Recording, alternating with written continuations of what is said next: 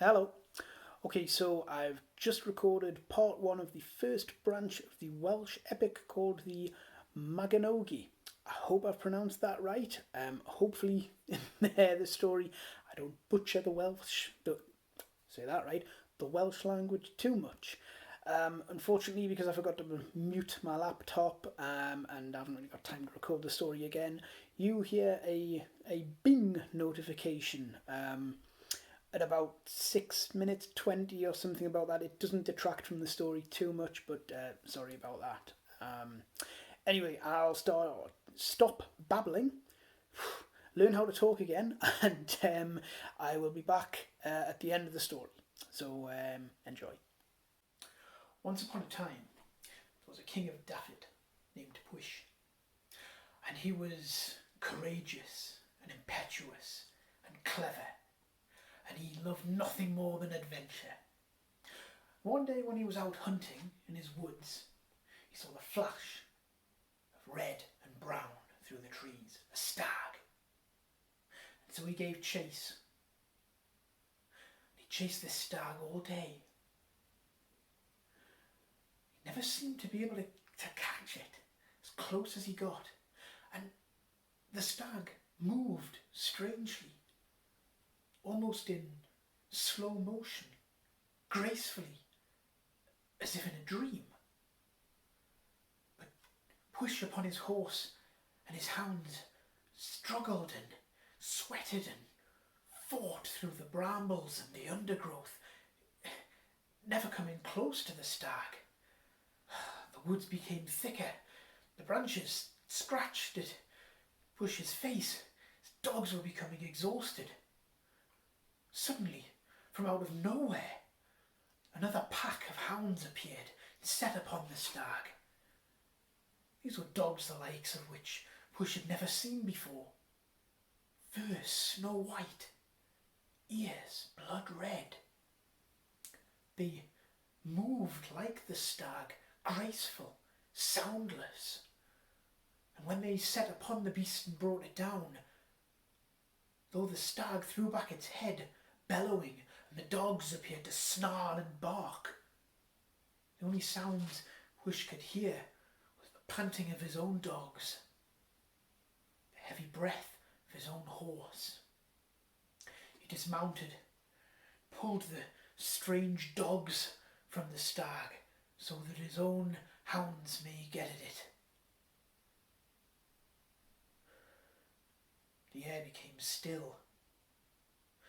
The strange white hounds fell back suddenly. Pwyll's own dogs whined and cowered. There was something above and behind Pwyll, and he turned. Behind him, sitting high upon a dapple grey horse, was a rider, cloaked and hooded in grey. Pwyll nodded. "Good day to you." The horse shifted. The rider said nothing. I said, "Good day to you." "I have nothing to say to a man who would pull my dogs from a kill that is rightfully theirs." The voice came not to Pwyll's ears, but rather it echoed in his mind. "My dogs and I have hunted this stag all day, worn it down. By rights it is mine.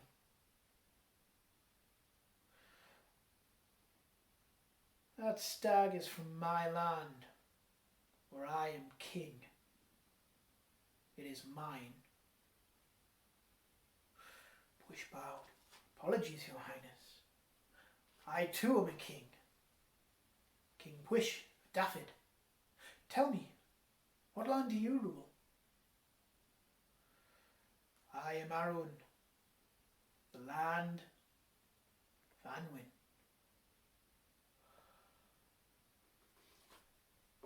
How can I make this up to you?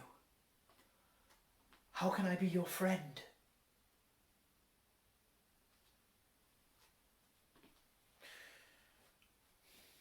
There is a nobleman in Anwen who seeks to take the throne from me. A monster of a man named Hafgad. He is my equal in every way. We have fought since the start of time. If you were to take my place, if you were to wear my face, you could defeat him. Oh, this was meat and wine to Pwyll. To travel to the magical land of Anwen, to fight a creature there, and to defeat him, to help the king. Yes, he would do this, but how?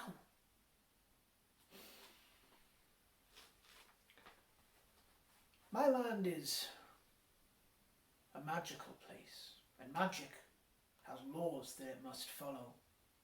A year from now, you will meet Hafgan by a ford. You will strike him once and only once. He will ask you to strike him again and again, but with each blow he will become stronger. No, you must only strike him once, and only then will you defeat him. Wish agreed to this. And Arwen led him through the trees. The forest became thicker. This is the border of my land.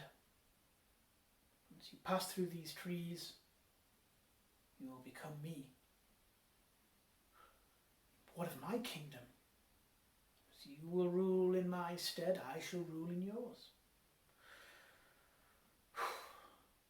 Well, Wish rode through the trees, looked down as he emerged into the magical land of Anwen. His green and brown tunic was now a grey cloak, his black horse a dapple grey, his hounds snow white with blood-red ears. He looked at his hands. They were different hands. He did not know them. The land of Anwen. Never had his eyes beheld such a sight. Colours seemed sharper, more brilliant, and the shadows seemed deeper, darker. The buildings, they were constructed as if perfection. And as he rode through the land, as the people greeted and smiled at him, he knew that this Arwen must be a wise, a kind, a brilliant ruler. He rode to his castle, where servants led his horse to a stable, helped him from the horse, took the hounds, led him into the castle, up to his chamber, brought bowls of warm water, pulled off his boots, helped him disrobe, bathed him, dressed him again. They led him to a magnificent hall where a great feast was laid out. Pwyll, Arwen's guise, sat, looked over the proceedings of his people. The hall fell silent as a woman more beautiful than anything Pwyll had ever known walked towards him. His eyes couldn't leave her.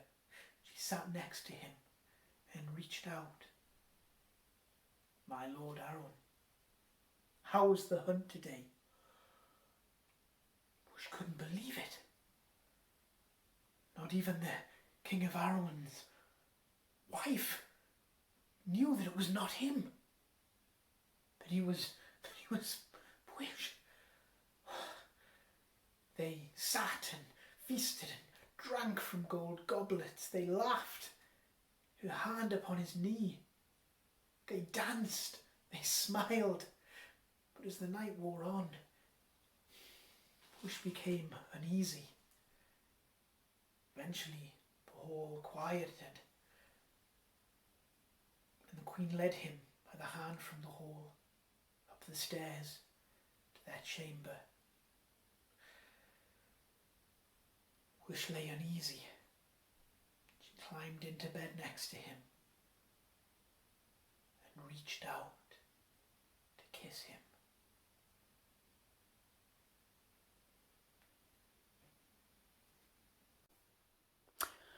And we'll leave it there.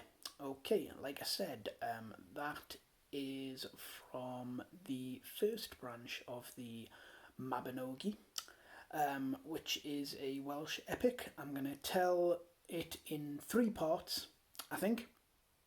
I also think I'm going to do the second branch as well. I need to read it again as to whether I'm going to do the 3rd and 4th, but it really doesn't matter. I could leave it at the first part, and yeah, it works as a standalone story as well. So don't worry if I don't do those. It's just that it is a really good story. It's fantastic, epic. I hope you enjoy it as well. The version I'm using, because there's lots of translations, it's a very old story from the Middle Ages. As I say, hopefully my butchery of the Welsh pronunciation of names and places isn't too bad. But it is from this. It is The Tree of Leaf and Flame by Daniel Mordon, who I've mentioned before. Very good storyteller. So yeah, I'm using his version. I'll put a link in the notes if you want to visit his website, order the book yourself. It's yeah, I certainly think if you're interested in the story, it's a great version to have. I can't remember if I said I was going to put a video up over the weekend just gone. If I did and one didn't appear, then I'm very sorry about that. I kind of just ran out of time, and in all honesty, I've been struggling with my mental health a little bit. Hopefully that's getting better. Certainly not feeling as tired as I was. So yeah, and I do again plan for a video this weekend. Hopefully it will appear this time, and then there'll be part 2 next Thursday. So hopefully you can wait that long. If not, well, you'll just have to look up the story. No, don't look up the story yourselves. That's just a big spoiler. Yeah, you'll have to wait till next week. And I hope you do. I hope you come back. And I shall see you then. Have a great rest of the week, everyone. Have a good weekend. Look after yourselves. Stay safe. Yep, things are starting to get back to a little bit of normal, which is kind of what scared me. But hopefully they will get better. And I shall see you soon. Maybe in the real world. Who knows? But bye for now.